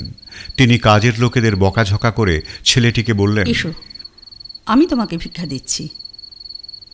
সুহাসিনী ছেলেটিকে নিজের ঘরে নিয়ে গিয়ে মোহনলালের পাঠানো চিঠিটা পড়লেন। মোহনলাল লিখেছেন, অবনীকান্ত আপনার বাড়ির উপর নজর রেখেছে, তাই নিজে গেলাম না, কাছাকাছি আছি। প্রয়োজনে দেখা করব। অবনীকান্তকে বিদায় করুন। ডাক্তারের জন্য দুশ্চিন্তা করবেন না, তার দায়িত্ব আমার। যদি কিছু বলবার থাকে তো এর কাছে বলে পাঠাবেন। ছোকরা আমার বিশ্বাসী। চিঠিটা পড়ে সুহাসিনী অনেকটা আশ্বস্ত হলেন। ছেলেটিকে বললেন, তাকে বলবে আমি কালই অবনীবাবুকে বিদায় করে দেব। বেশ, তাই বলবো। কিন্তু আমি এখন ভিখারি, আমার ভিক্ষা কই? ভিক্ষা না দিলে লোকে সন্দেহ করবে যে। সুহাসিনী হেসে বাক্স থেকে একটা টাকা বার করে ছেলেটির হাতে দিয়ে বললেন, তুমিও কি একজন ছোটখাটো ডিটেকটিভ নাকি? মোহনলাল বাবুর কাছে 2 বছর আছি। তিনি কি এখানেই আছেন? হ্যাঁ, কিন্তু কোথায় আছে বলা যাবে না। বেশ, তাহলে আমি জানতেও চাইব না। ছেলেটি ঘর থেকে বেরিয়ে গেল। সুহাসিনী জানলা দিয়ে দেখলেন সে টাকাটা সবাইকে দেখিয়ে তাদের গালি দিতে দিতে ঊর্ধ্বশ্বাসের দৌড় লাগালো। পরদিন সকালেই অবনীকান্ত এসে হাজির হলেন। সুহাসিনী তার জন্যই অপেক্ষা করছিলেন। বললেন, ও, আপনি এসেছেন? কথা ঠিক না থাকলে আমাদের ব্যবসা চলে না। এখন বলুন, আপনি কি চান? আপনি আপনার পারিশ্রমিক নিয়ে তদন্ত বন্ধ করে দিন। ভেবে বলছেন তো? হ্যাঁ, সব দিক ভেবেই বলছি। আপনি যে পুরস্কার ঘোষণা করেছিলেন তারও কি এখানেই নীতি? না, তা বহাল থাকবে। চোরকে পুলিশের হাতে তুলে দিয়ে আমার জহরতগুলো যে ফিরিয়ে দিতে পারবে তাকে অবশ্যই পুরস্কৃত করা হবে। অবনীকান্ত মনে মনে ভাবলেন, এ মেয়ে যে সে মেয়ে নয়। বললেন, বেশ, তাহলে আমার প্রমাণগুলো আপাতত নিজের কাছেই রাখছি। ম্যানেজারের কাছ থেকে পারিশ্রমিকের টাকা নিয়ে অবনীকান্ত বেরিয়ে এলেন। কিছু দূর আসার পর একজন অন্ধ ভিক্ষুক তার কাঁপা কাঁপা হাতখানা অবনীকান্তর দিকে বাড়িয়ে দিল। অবনীকান্ত তার হাতে একটা পয়সা দেওয়ার ভান করে বললেন, রামা, আছিস সেখানে? পেছনে পেছনে হায়, কথা আছে। অবনীকান্ত বেরিয়ে যাওয়ার খানিকক্ষণ পরেই সুরেন্দ্রনাথ এলেন সুহাসিনীর সঙ্গে দেখা করতে। তাকে দেখে সুহাসিনী বললেন, মামার জন্য তোমাকে আর ভাবতে হবে না। একজন ভালো লোক মামার সহায় হয়েছেন। কে তিনি? নাম প্রকাশে তার মানা আছে, তবে তবে কি? তিনি একজন দক্ষ গোয়েন্দা। আশ্চর্যের বিষয়, ডাক্তারবাবুর অজ্ঞাত বন্ধুর অভাব নেই দেখছি। ওদিকে আবার একজন অপরিচিত উকিল এসে মাধববাবুকে এই মোকদ্দমায় সাহায্য করছেন। তিনি কে? চিনি না, নাম বললেন বিপিন কৃষ্ণ, কলকাতার উকিল। মামার সঙ্গে আলাপ ছিল? ডাক্তারবাবুর মুখে তো কখনো এ নাম শুনিনি, তবে লোকটা ভারী অসভ্য। কেন? আরে, আমাকে নিয়ে পর্যন্ত টানাটানি শুরু করে দিলেন। এমনভাবে জেরা করছিলেন যেন আমিই খুনি। বাদ দাও, উকিল, গোয়েন্দা, পুলিশ, ওদের ধরনটাই ওরকম। এখন মামা খালাস পেলেই বাঁচি। এদিকে ইন্দুবালা অত্যন্ত অসুস্থ হয়ে পড়েছেন। বাঁচার আশা প্রায় নেই বললেই চলে। তার স্বামী দীনেন্দ্র কুমার আরও উন্মাদ হয়ে উঠেছে। এরই মধ্যে হুগলির দায়রায় বরেন্দ্রনাথের বিচার শুরু হলো। সুহাসিনী কলকাতা থেকে বড় বড় কৌশলী আনাবার জন্য মাধবলালকে বারবার অনুরোধ করে পাঠালেন, কিন্তু মাধবলাল বলে দিলেন যে তার কোনো প্রয়োজন নেই। দীর্ঘদিন মোহনলালেরও কোনো পাত্তা নেই। সুহাসিনী চিন্তিত হয়ে পড়লেন। বিচারের কাজ শুরু হলো। আদালত লোকে লোকারণ্য। একদিকে সরকারি উকিল, অন্যদিকে মাধবলাল। বরেন্দ্রনাথের বিরুদ্ধে যে সমস্ত প্রমাণ জোগাড় করা হয়েছিল তা একে একে বিবরণ সহ পেশ করা হলো। এরপর সাক্ষীদের ডাক পড়ল। মাধবলাল চুপচাপ বসে রইলেন। কোনো সাক্ষীকেই জেরা করলেন না। কেবল মৃতদেহ পরীক্ষা করেছিলেন যে ডাক্তার, তাঁকে জিজ্ঞাসা করলেন, আপনি মৃতদেহের ক্ষতস্থান ভালো করে পরীক্ষা করেছেন তো? ভালো করে পরীক্ষা করাই তো আমাদের কাজ। সে কথা জিজ্ঞাসা করছি না, আমি জিজ্ঞাসা করছি আপনি এই মৃতদেহটি ভালো করে পরীক্ষা করেছেন কিনা। নিশ্চয়ই করেছি। আচ্ছা, এই ছোড়ার আঘাতেই কি তার মৃত্যু হয়েছে? না, এ ছোড়া ক্ষতস্থানের তুলনায় অনেক ছোট এবং সরু। এর থেকে আরো চওড়া এবং লম্বা ছোড়ার আঘাতেই মৃত্যু ঘটেছে। তাহলে এই ছোড়ায় গোপাল খুন হয়নি? না। আমার আর কিছু জিজ্ঞাসা করার নেই, ইওর অনার। অনুমতি দিলে আমি কেবল একটিমাত্র সাক্ষীকে ডাকব। সাক্ষীর নাম দীনেন্দ্র কুমার। দীনেন্দ্র কুমার কাঠগড়ায় এসে দাঁড়াল। সকলে বিস্মিত হয়ে তার দিকে তাকিয়ে রইল। মাধবলাল বললেন, সরকারি উকিলবাবু পাছে বলেন যে এই সাক্ষীর মাথা খারাপ, এ উন্মাদ। সেই কারণে আমি প্রার্থনা করি হাকিমের সামনে ডাক্তারবাবু একে প্রথমে একবার পরীক্ষা করুন। বিচারকের নির্দেশে সরকারি ডাক্তার দীনেন্দ্রকে খুব ভালো করে পরীক্ষা করে জানালেন, না না, আগে মাথা খারাপ থাকলেও বর্তমানে এখন সম্পূর্ণ স্বাভাবিক, প্রকৃতিস্থ, আমি যা দেখছি। মাধবলাল বললেন, দীনেন্দ্র, আসল ঘটনা যেটা ঘটেছে হাকিমকে সব খুলে বলো।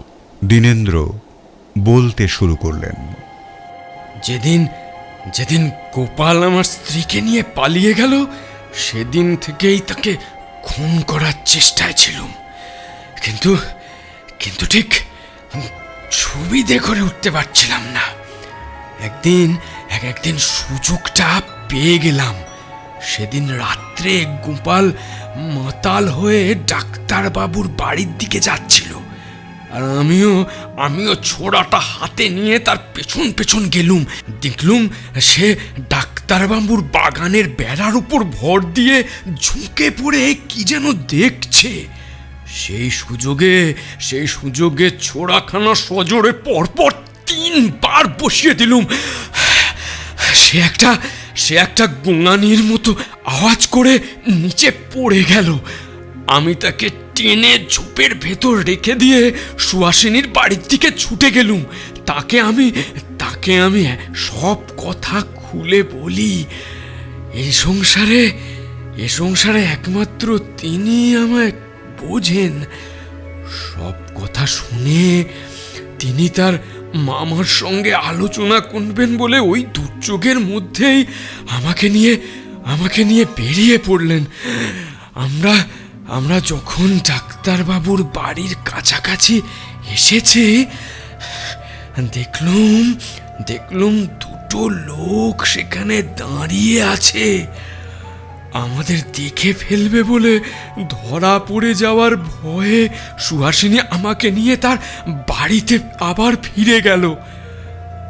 আমরা যখন ফিরে আসছি, দেখলুম ডাক্তারবাবুর ঘরের জানালাটা একবার খুলে গেল। তিনি আমাদের দেখেছেন কিনা জানি না।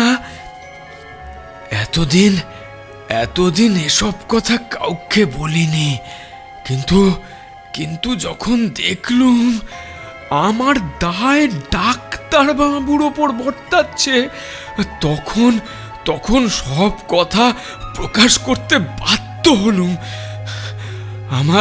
আমার আয়ু আর বেশি দিন নেই ধর্মাবতার। শরীরে কঠিন রোগ বাসা বেঁধেছে। মরার আগে এক বর্ণ মিথ্যে বলবো না হুজুর। যা বললুম তা সম্পূর্ণ সত্যি। কথা শেষ করে দীনেন্দ্র কুমার কাশতে কাশতে কাঠগড়াতেই বুক চেপে বসে পড়ল।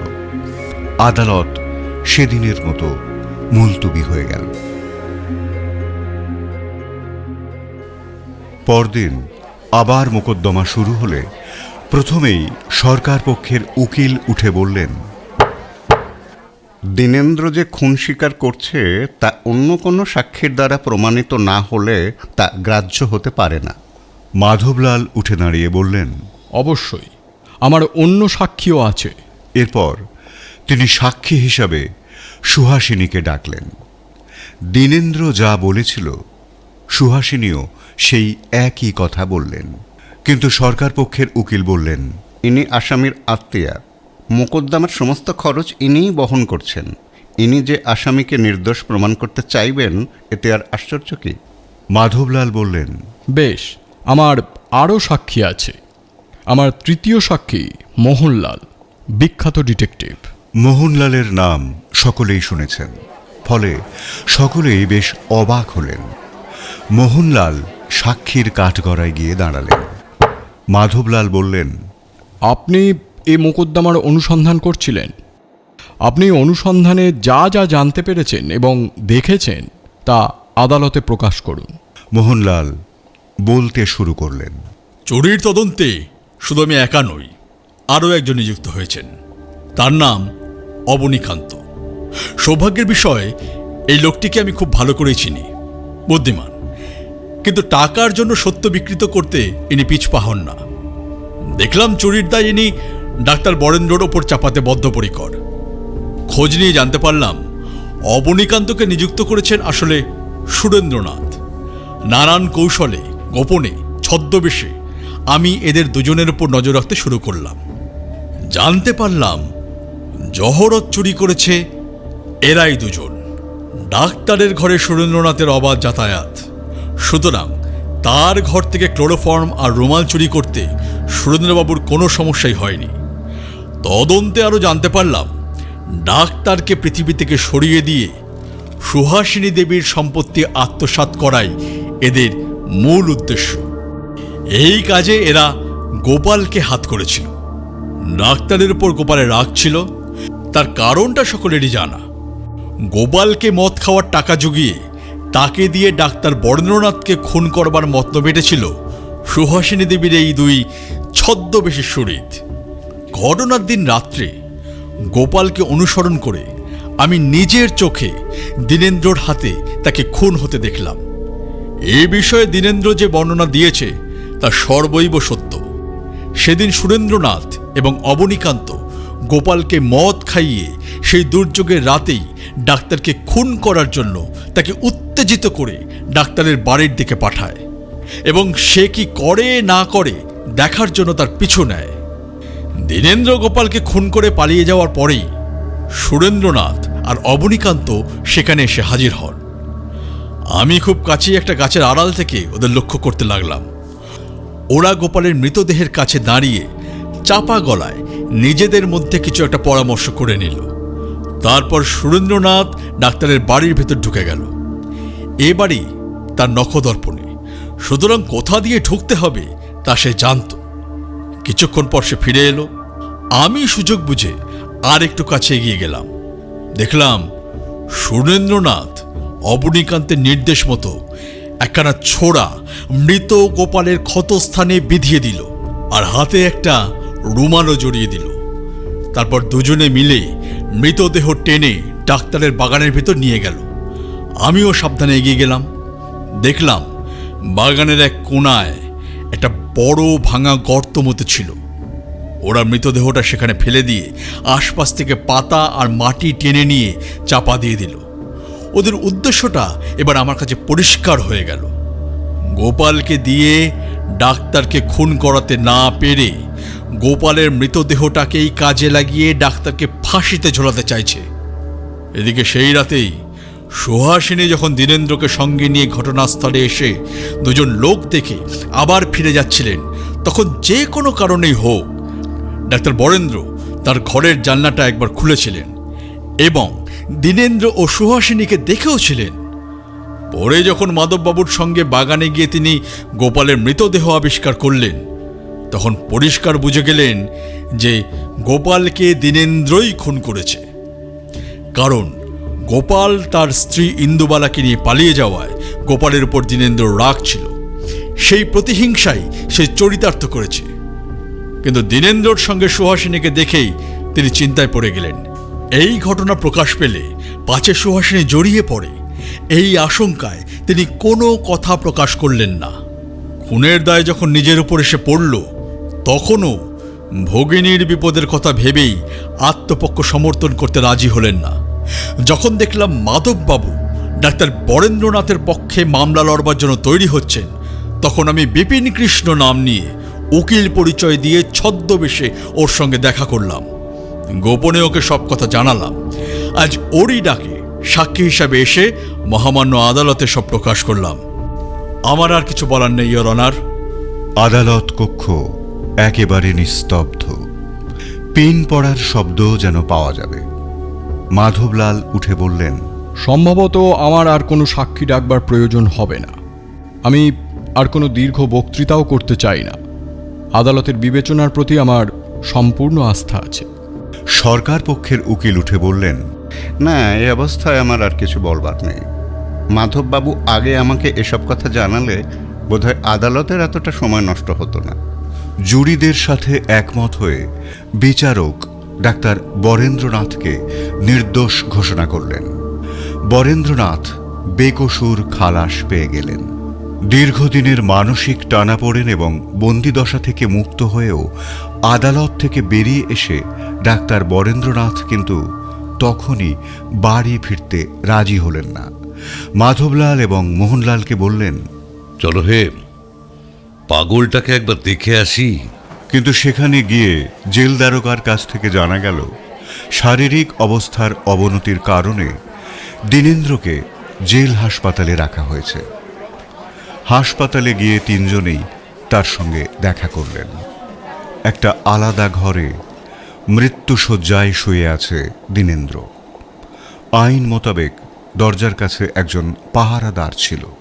বেরিয়ে আসবার সময় বরেন্দ্রনাথ তাকে বললেন, বৃথাই পাহারা দিচ্ছ হে। মাধবলাল ও মোহনলালকে সঙ্গে নিয়ে বরেন্দ্রনাথ নিজের বাড়ি ফিরে এলেন। তাকে দেখেই একজন ভৃত্য এসে বলল, বাবু, প্রায় ঘন্টাখানেক হলো সুরেন্দ্রবাবু আপনার ঘরে ঢুকে খেয়ে হেঁটেছে। সুরেন আমার ঘরে? হ্যাঁ বাবু। মোহনলাল বললেন, চলো তো দেখি। বন্ধ দরজায় ধাক্কা দিয়েও কোনো সাড়া পাওয়া গেল না। দরজা ভেঙে ভিতরে ঢুকতে হলো। ভিতরে ঢুকে সবাই একেবারে স্তম্ভিত হয়ে গেল। ছাদের কড়িকাঠ থেকে দড়িতে বাঁধা সুরেন্দ্রনাথের দেহ ঝুলছে। বরেন্দ্রনাথ তখনই চিৎকার করে চাকরদের ডেকে দেহ নামিয়ে আনতে গেলেন, কিন্তু মোহনলাল বাধা দিয়ে বললেন, অনেকক্ষণ আগেই মারা গেছে, এখন বাকি কাজ পুলিশের, তুমি হাত ঘর দিও না। থেকে বেরিয়ে আসতে গিয়ে দেখলেন বিছানার ওপর একটা খোলা চিঠি, হাতের লেখা সুরেন্দ্রনাথের। বরেন্দ্রনাথ সেটা তুলে নিলেন। তিনজনেই একসঙ্গে দেখলেন তাতে লেখা রয়েছে, ডাক্তারবাবু, নিজের শাস্তি নিজেই দিলাম। ফাঁসির দড়ি আর গলার দড়ির মধ্যে খুব একটা তফাৎ তো নেই। সুহাসিনীকে বলবেন সে যেন আমাকে ক্ষমা করে দেয়। তার জহরতগুলো আপনারই বাগানের কাঁঠাল গাছের নিচে পুঁতে রেখেছি, একটিও এদিক ওদিক হয়নি। বরেন্দ্রনাথ খানিকক্ষণ নিশ্চল হয়ে দাঁড়িয়ে রইলেন। তারপর চিঠিখানা হাতের মুঠোয় দলা পাকিয়ে জানলা দিয়ে বাইরে ছুঁড়ে ফেলতে যাচ্ছিলেন, কিন্তু মোহনলাল সেটা নিয়ে নিজের কাছে ফেলো রেখে না, দিয়ে বললেন, কাজে লাগবে। এদিকে বরেন্দ্রনাথের ফিরে আসার খবর পেয়ে সুহাসিনী ছুটতে ছুটতে আসছিলেন তার মামার বাড়িতে। বরেন্দ্রনাথ ঘরের বাইরে বেরিয়ে আসতেই মুখোমুখি দেখা হয়ে গেল মামা ভাগ্নির। মামাকে দেখেই সুহাসিনীর মুখ উদ্ভাসিত হয়ে উঠল। বরেন্দ্রনাথ দুহাত বাড়িয়ে দিলেন ভাগ্নির দিকে। সুহাসিনী ছুটে এসেই মুখ গুঁজে দিলেন মামার বুকের নিশ্চিন্ত আশ্রয়ে।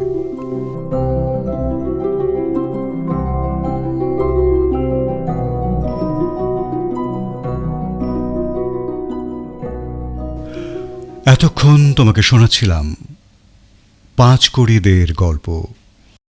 বিভিন্ন চরিত্রের সংলাপগুলো যারা বলল, সুহাসিনী, রূপা, দাসী, সঙ্গীতা, বরেন্দ্রনাথ শ্রী সঞ্জয় চট্টোপাধ্যায়, অবনীকান্ত অতনু করঞ্জাই, মোহনলাল অপু, দীনেন্দ্র সঞ্জিত, সুরেন্দ্রনাথ মাধবলালের চেলা এবং মাধবলাল অনুপ, সরকারি ডাক্তার, উকিল, ইন্সপেক্টর এবং গল্প পাঠে ছিলাম আমি দীপঙ্কর। তোমার সঙ্গে আবার দেখা হবে নতুন গল্প নিয়ে। আজ এই পর্যন্ত। ও হ্যাঁ, শুনতে ভালো লেগে থাকলে লাইক দিও, শেয়ার করো, আর মতামত জানালে তো আমি খুবই খুশি হব। টাটা।